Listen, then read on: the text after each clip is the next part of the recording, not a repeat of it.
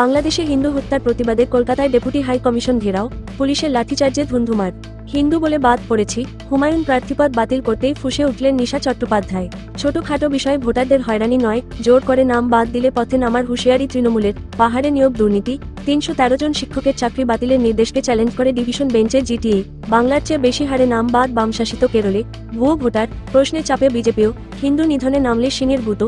বাংলাদেশের কথা মনে করিয়ে হুঁশিয়ারি মহাগুরুর, বাড়ি থেকে বেরোতেই টার্গেট। দিনহাটায় খুন তৃণমূল নেতা, শামসেরগঞ্জে বাবা ছেলে খুনে ১৩ জনকে কোন বিশেষ পদ্ধতিতে শনাক্ত করে পুলিশ। এতক্ষণ শুনলেন শিরোনাম, এবার আসছি বিস্তারিত খবরে। বাংলাদেশে দীপুচন্দ্র দাসের হত্যাকাণ্ডের প্রতিবাদে কলকাতায় বঙ্গীয় হিন্দু জাগরণের মিছিলে ধুন্ধুমার। বেগবাগানে বাংলাদেশ ডেপুটি হাই কমিশনের দপ্তর ঘেরাও অভিযানে চরম বিশৃঙ্খলা। পুলিশের ব্যারিকেড ভেঙে ডেপুটি হাই কমিশনের দিকে এগিয়ে যাওয়ার চেষ্টা। বিক্ষোভকারীদের ছত্রভঙ্গ করতে লাঠিচার্জ পুলিশের, উত্তেজনা এলাকায়। মোতায়েন বিশাল পুলিশ বাহিনী।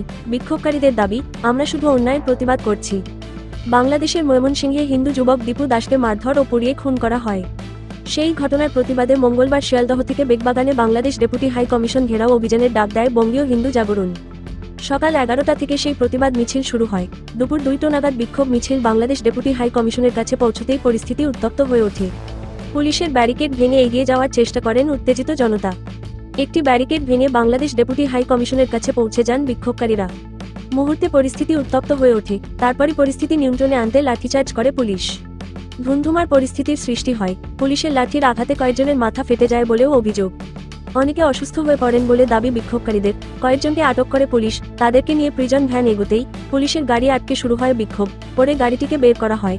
এই বিশৃঙ্খলার মাঝেই হিন্দু জাগরণের এই জমায়েতকে বেআইনি ঘোষণা করে পুলিশ। বিক্ষোভকারীদের শান্তিপূর্ণভাবে ঘটনাস্থলে ছেড়ে যাওয়ার জন্য আবেদন করা হয়। ঘটনাস্থলে মোতায়েন করা হয়েছে বিশাল র্যাফ। এক বিক্ষোভকারী বলেন, দীপু দাসের হত্যাকাণ্ডের প্রতিবাদে আমরা এখানে এসেছি। পুলিশ আমাদের উপর লাঠিচার্জ করেছে, আঘাতে অনেকের মাথা ফেটেছে। সোশ্যাল মিডিয়ার ভিডিও নয়, হিন্দু হওয়ার কারণেই প্রার্থী তালিকা থেকে বাদ দেওয়া হয়েছে নাম। হুমায়ুন কবিরের জনতা উন্নয়ন পার্টির বিরুদ্ধে এমনই অভিযোগ নিশা চট্টোপাধ্যায়ের। দলের পদক্ষেপের জন্য সামাজিক হেনস্থার শিকার হতে হচ্ছে বলেও উষ্মা প্রকাশ করলেন তিনি। তৃণমূল সাসপেন্ড করার পরই ভরতপুরের বিধায়ক জানিয়েছিলেন ২২শে ডিসেম্বর নতুন দল ঘোষণা করবেন তিনি। বিধানসভা নির্বাচনে ১০০-র বেশি আসনে প্রার্থীও দেবেন। পূর্ব ঘোষণা মতো সোমবার নিজের দল ঘোষণা করেন হুমায়ুন কবির। আগামী নির্বাচন অর্থাৎ ২৬শে বিধানসভা নির্বাচনকে মাথায় রেখে ১০ আসনে প্রার্থীর নামও ঘোষণা করেন তিনি। বালিগঞ্জের প্রার্থী হিসেবে তিনি ঘোষণা করেছিলেন নিশা চট্টোপাধ্যায়ের নাম। রাত পোহাতেই বদলে যায় ছবি। হুমায়ুন জানান, তার দলের হয়ে ভোটের লড়াইয়ে নামবেন না নিশা। কারণ হিসেবে জানানো হয়, নিশার কিছু ভিডিও প্রকাশ্যে এসেছে যা দেখার পর এই সিদ্ধান্ত নেওয়াই ঠিক মনে হয়েছে তার। মঙ্গলবার এই ইস্যুতেই মুখ খুললেন নিশা চট্টোপাধ্যায়। তিনি বলেন, আচমকা আমার ভিডিও নিয়ে কথা হচ্ছে, চারপাশের লোক নানারকম কথা বলছে। হুমায়ুন চাচা বলেছিলেন প্রার্থী হতে, তাই হয়েছিলাম। আচমকা নানারকম কথা বলছেন। তবে নিশার দাবি, ভিডিও নয়, হিন্দু হওয়ার কারণেই এই পদক্ষেপ হুমায়ুনের দলের। তার কথায়, আমি হিন্দু বলে বাদ পড়েছি। সেকুলার পার্টি হলে এটা হতো কি? আমি তো বাবরির পাশে ছিলাম, তাহলে ওরা কেন এটা করলো? খসড়া তালিকা প্রকাশের পর ছোটখাটো বিষয়ে ভোটারদের ডেকে হয়রানি করা হচ্ছে বলে অভিযোগ তৃণমূলের। মুখ্য নির্বাচনী আধিকারিকের সঙ্গে বৈঠকে তাদের ডাকার কোনো কারণ নেই বলে দাবি করল তৃণমূল কংগ্রেস। পাশাপাশি ভোটারদের কাছের কোনো সরকারি অফিসে শুনানি প্রক্রিয়া করার দাবি করল রাজ্যের শাসক দল। পাশাপাশি তৃণমূলের হুঁশিয়ারি, কমিশন জোর করে ১ কোটির বেশি নাম বাতিলের পথে হাঁটলে তৃণমূল আন্দোলনে নামবে। গতকাল মঙ্গলবার মুখ্য নির্বাচনী আধিকারিকের মনোজ আগরওয়ালের সঙ্গে বৈঠক করেন তৃণমূলের ৫ সদস্যের প্রতিনিধি দল। ছিলেন রাজ্যের ৩ মন্ত্রী চন্দ্রিমা ভট্টাচার্য, শশী পাজা, পুলক রায়, সাংসদ পার্থ ভৌমিক ও বাপি হালদার।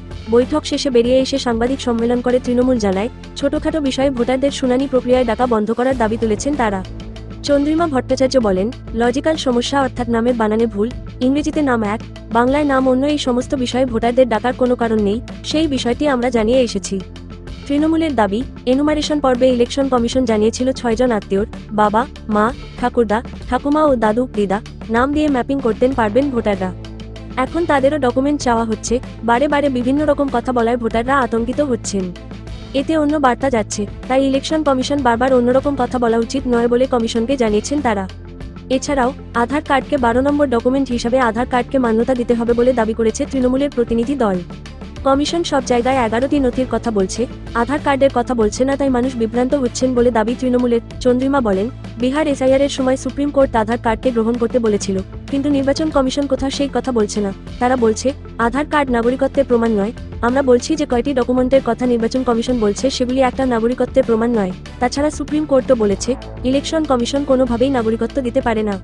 এই দাবিগুলির পাশাপাশি স্থানীয় কোনো সরকারি দপ্তরে শুনানি প্রক্রিয়া করার দাবি তুলেছে তৃণমূল। চন্দ্রিমা সহ বাকিদের দাবি, দূরে ব্লক অফিসে, ডিএম অফিসে শুনানি হলে অনেকের যেতে অসুবিধা হবে, টাকাও খরচ হবে। চন্দ্রিমার কথায়, গ্রাম পঞ্চায়েত বা পুরসভার অফিসে হিয়ারিং করুন, ওয়ার্ডে এই প্রক্রিয়া করুন, এই সংক্রান্ত বিষয়ে নির্দেশিকা দিন, না হলে মানুষ বিভ্রান্ত হচ্ছেন।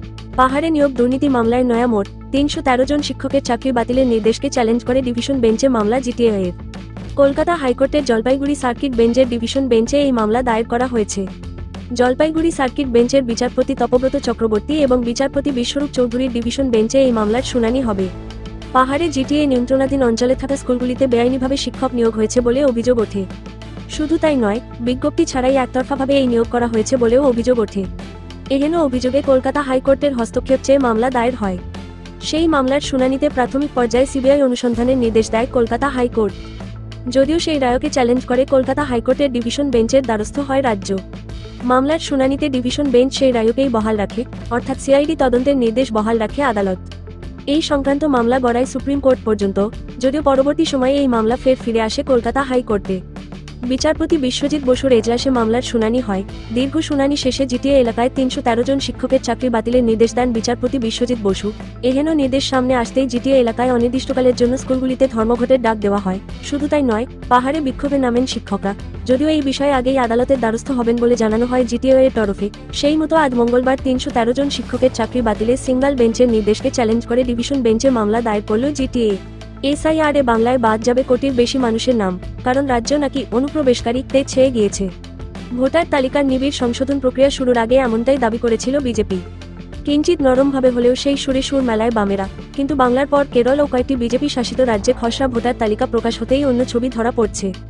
দেখা যাচ্ছে, বাংলার তুলনায় শতাংশের বিচারে বামশাসিত কেরল বা বিজেপি শাসিত রাজ্যগুলিতে বাদ পড়া ভোটারের সংখ্যা বেশি। স্বাভাবিকভাবেই প্রশ্ন উঠছে, তাহলে এই রাজ্যগুলিতেও কি ভুয়ো ভোটারই পুঁজি ছিল শাসক দলের? বামশাসিত কেরল, বিজেপি শাসিত মধ্যপ্রদেশ এবং ছত্তিশগড়ের খসড়া ভোটার তালিকা প্রকাশিত হয়েছে মঙ্গলবার। কেরলের খসড়া তালিকায় নাম বাদ গিয়েছে ২৪ লক্ষ, যা কিনা দক্ষিণের রাজ্যটির মোট ভোটারের তুলনায় ৮.৬৫%। বাংলায় বাদ গিয়েছিল ৭.৫৭%। বিজেপি শাসিত মধ্যপ্রদেশে খসড়া তালিকায় বাদ গিয়েছে প্রায় ৪২,৭৪,০০০ ভোটার। বিজেপি শাসিত ছত্তিশগড়ে বাদ পড়েছে ২৩,৬৪,০০০ ভোটার, যা শতকরা হিসাবে প্রায় ১৩%। তাৎপর্যপূর্ণভাবে মধ্যপ্রদেশে স্থানান্তরিত বা নিখোঁজ ভোটারের সংখ্যা প্রায় ৫.৫%। একই রকম ছবি ছত্তিশগড়েও, এর আগে বিজেপি শাসিত গুজরাটেও একই রকম ছবি দেখা গিয়েছে। খসড়া তালিকা প্রকাশের পর দেখা যাচ্ছে, বাংলায় এসআইআর শুরুর আগে যারা হম্বিতম্বি করছিল, সেই বিজেপি এবং বামেদের নিজেদের হাতে থাকা রাজ্যেও প্রায় সমহারে বা বেশি হারে ভোটারের নাম বাদ যাচ্ছে। এখন প্রশ্ন হলো, বাদ পড়া এই ভোটারের সংখ্যাটা যদি ভুয়ো ভোটার বা অনুপ্রবেশকারী ভোটার সংখ্যার পরিমাপক হয়, তাহলে বাংলার চেয়ে এই রাজ্যগুলিতেও পরিস্থিতি একই। আর যদি এই বাদ পড়া সংখ্যাটা স্বাভাবিক হয়, তাহলে বাংলার সংখ্যাটাও স্বাভাবিক। সেক্ষেত্রে অমিত শাহ থেকে শুরু করে শুভেন্দু অধিকারীরা যে বারবার অনুপ্রবেশের কথা বলছেন, সেই অনুপ্রবেশকারীরা গেল কোথায়? বিজেপির অবশ্য একটা যুক্তি আছে, গেরুয়া শিবির বলতেই পারে, আপাতত শুধু খসড়া তালিকা প্রকাশ হয়েছে, মূল তালিকা এখনো বাকি, তাতে খেলা অনেকটা ঘুরে যেতে পারে। পড়োশি দেশের সংখ্যালঘুদের উপর লাগামহীন অত্যাচার, মৌলবাদের হিংসায় হিন্দুদের ঘরে ঘরে জ্বলছে আগুন। এই পরিস্থিতিতে সীমান্ত পেরিয়ে উদ্বেগ ছড়িয়ে পড়েছে এপারেও। সেই কথা উল্লেখ করে এবার হিন্দু বিরোধী কার্যকলাপ নিয়ে কড়া হুঁশিয়ারি শোনা গেল বিজেপির তারকা নেতা, জাতীয় পুরস্কারপ্রাপ্ত অভিনেতা, মহাগুরু মিথুন চক্রবর্তীর গলায়।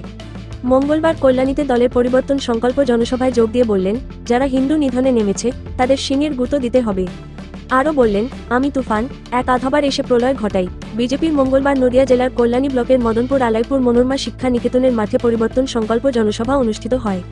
এই জনসভায় হাজির ছিলেন সুপারস্টার মিথুন চক্রবর্তী, কেন্দ্রীয় জাহাজ প্রতিমন্ত্রী তথা বনগাঁ লোকসভা কেন্দ্রের বিজেপি সাংসদ শান্তনু ঠাকুর, কল্যাণী বিধানসভার বিজেপি বিধায়ক অম্বিকা রায়, বনগাঁ সাংগঠনিক জেলার বিজেপি সভাপতি বিকাশ ঘোষ ও অন্যান্য বিজেপি নেতৃত্বরা। মঞ্চে বক্তব্য শুরুতেই বিজেপি নেতা মিথুন চক্রবর্তী বলেন, আমার মন ভালো নেই। বাংলাদেশ ও পশ্চিমবঙ্গে হিন্দু সনাতনীদের উপর হামলার তীব্র প্রতিবাদ করেন। তার আশঙ্কা, এভাবে চলতে থাকলে এই রাজ্যও একদিন হিন্দুশূন্য হয়ে যাবে। মিথুনের কথায়, আমি তুফান, বছরে এক আধবার আসি, আর যখন আসি তখন প্রলয় ঘটে। আর যখন যাই, তখন যারা নিজেদের ভগবান মনে করে, তাদের অস্তিত্ব মুছে দিয়ে যাই। আমাদের দুধের গাইয়ের দরকার নেই, আমাদের দরকার তাকে, যে গরু শিং মারতে পারবে। ওই যে ডায়লগটা আছে না, সেটা তো বলতে পারবো না, তাই বলছি সিং মারবো এখানে, পড়বে ওখানে, কোথায় নিজেরাই বুঝে নিন। যারা হিন্দু নিধনে নেমেছে, তাদের শিং এর গুঁতো দিতে হবে। মঞ্চে থাকা দলীয় নেতাদের সব ভেদাভেদ দূরত্ব ভুলে সকলকে একজোট হয়ে নির্বাচনের কাজ করার আহ্বান জানালেন মিথুন। তিনি বলেন, এই নির্বাচনে আমাদের জিততেই হবে, তাই এই লড়াই সকলকে সংঘবদ্ধ হতে হবে। এই নির্বাচন আমাদের শেষ নির্বাচন, ফলে এই নির্বাচনে আমাদের জিততেই হবে। রাতে নিজের বাড়ি থেকে বেরোনোর মুখেই রাস্তায় গুলিবিদ্ধ তৃণমূল নেতা। ঘটনাকে কেন্দ্র করে উত্তেজনা কোচবিহারের দিনহাটায়। আক্রান্ত প্রাক্তন তৃণমূল কংগ্রেসের পঞ্চায়েত সমিতির কর্মাধ্যক্ষ তথা দিনহাটা ভিলেজ 1 এলাকার তৃণমূল নেতা মিঠুন রাজভর। তার মুখে গুলি লেগেছে বলে জানা গিয়েছে। আশঙ্কাজনক অবস্থায় তাকে প্রথমে দিনহাটা হাসপাতালে নিয়ে যাওয়া হয়। সেখানে তার অবস্থার অবনতি হওয়ায় তাকে কোচবিহার মহারাজা জিতেন্দ্র নারায়ণ মেডিকেল কলেজ ও হাসপাতালে স্থানান্তরিত করা হয়। পুলিশ ও স্থানীয় সূত্রে জানা গিয়েছে, রাত 9টা নাগাদ তিনি নিজের বাড়ি থেকে বেরিয়েছিলেন দোকানে যাবেন বলে। রাস্তায় বেরোতেই তাকে লক্ষ্য করে গুলি চালায় দুষ্কৃতীরা। গুলির শব্দ শুনতে পেয়ে ছুটে আসেন রাস্তায় থাকা বেশ কয়েকজন। বাড়ির লোককে খবর দেওয়া হয়। ততক্ষণে রক্তাক্ত অবস্থায় মাটিতে লুটিয়ে পড়েন মিঠুন। তাকে আহত অবস্থায় দিনহাটা মহকুমা হাসপাতালে নিয়ে যাওয়া হয়, কিন্তু চিকিৎসকরা জানান শরীর থেকে অতিরিক্ত রক্তক্ষরণ হয়েছে। তার জেরে অবস্থা সংকটজনক হয়। তবে কী কারণে তৃণমূল কংগ্রেসের প্রাক্তন পঞ্চায়েত সমিতির কর্মাধ্যক্ষকে বাড়ির সামনে গুলি করা হলো, সে বিষয়ে ধোঁয়াশা তৈরি হয়েছে। পুলিশ ইতিমধ্যেই গোটা ঘটনা তদন্ত শুরু করেছে। এই নিয়ে এখনও রাজনৈতিক নেতৃত্বের তরফে কোনো প্রতিক্রিয়া পাওয়া যায়নি। অন্যদিকে রাজগঞ্জে পথ দুর্ঘটনায় মৃত্যু হয়েছে এক তৃণমূল নেতার। নিয়ন্ত্রণহীন পিকআপ ভ্যানের ধাক্কাতেই এই দুই দুর্ঘটনা ঘটে বলে স্থানীয় সূত্রে জানা গিয়েছে। মৃত্যু হয় মলিন রায় নামে এক তৃণমূল নেতার। ওয়াকফ আইনের প্রতিবাদ জলে উঠেছিল মুর্শিদাবাদ। শামসেরগঞ্জে বাবা ছেলেকে বাড়ি থেকে ডেকে নিয়ে গিয়ে খুনের অভিযোগ। 13 জনকে যাবজ্জীবন কারাদণ্ডের নির্দেশ দিয়েছে জঙ্গিপুর আদালত। কিভাবে ওই 13 জনকে শনাক্ত করে গ্রেফতার করা হয়েছিল, কিভাবে আদালতে ওই 13 জনকে দোষী সাব্যস্ত করা হলো, সেটাই সাংবাদিক বৈঠক করে বললেন দক্ষিণবঙ্গের এডিজি আইনশৃঙ্খলা সুপ্রতিম সরকার। সুপ্রতিম সরকার জানান, ভারতীয় ন্যায় সংহিতায় একটি নতুন ধারা যোগ করা হয়েছে। সেটি 103(2) গণপিটুনিতে মৃত্যুতে নতুন ফৌজদারি ধারা। আর এই ধারাতেই মুর্শিদাবাদে বাবা ছেলে খুনে 13 জনকে দোষী সাব্যস্ত করা হয়েছে। পুলিশ কর্তা জানান, এই কেসের সাজা ভারতীয় ন্যায় সংহিতায় এটি ভারতবর্ষের মধ্যে দ্বিতীয় কনভিকশন।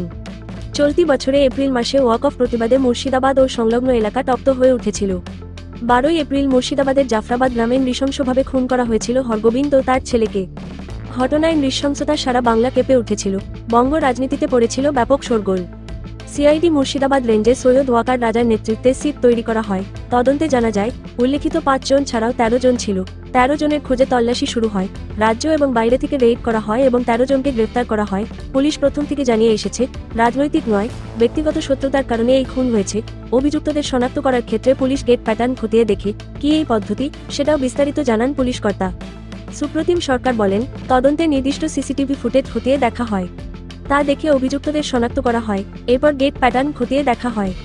তিনি জানান, আমাদের প্রত্যেকের চলার হাঁটার একটা গতি রয়েছে, নির্দিষ্ট ভঙ্গি রয়েছে, একেই গেট প্যাটার্ন বলে। এরপর তদন্তকারীরা ফরেনসিক বিশেষজ্ঞের সাহায্য নেন। সিসিটিভি ফুটেজ যাদের ঘটনাস্থলের আশপাশে দেখা গিয়েছে, তাদের চলাফেরা, ঘরের মধ্যে ঢোকা, বেরোনো ফুটেজ সংগ্রহ করে পুলিশ। তাদের গেট প্যাটার্ন খতিয়ে দেখা হয়। পুলিশ হেফাজতে থাকাকালীন যখন ধৃতদের আদালতে পেশ করা হয়, তখন বিচারকের সামনেও গেট প্যাটার্ন অ্যানালিসিস হয়।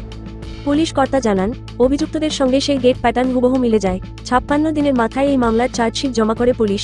983 পাতার চার্জশিটেও জমি সংক্রান্ত বিবাদের জেরে ব্যক্তিগত আক্রোশের কথা উল্লেখিত ছিল। 9 মাসে সাজা ঘোষণা হয় জঙ্গিপুর আদালতে। এই মামলায় 13 জন স্থানীয় বাসিন্দা। পুলিশ কর্তা জানান, ওয়াকফ আইনের প্রতিবাদে গত 11 এবং 12 এপ্রিল যে বাকি ঘটনাগুলি ঘটে, তাতে 100টিরও বেশি এফআইআর করা হয়। পুলিশ কর্তার কথায়, যারা বাইরে থেকে এসে গন্ডগোল পাকায়, সেটা নিশ্চিত।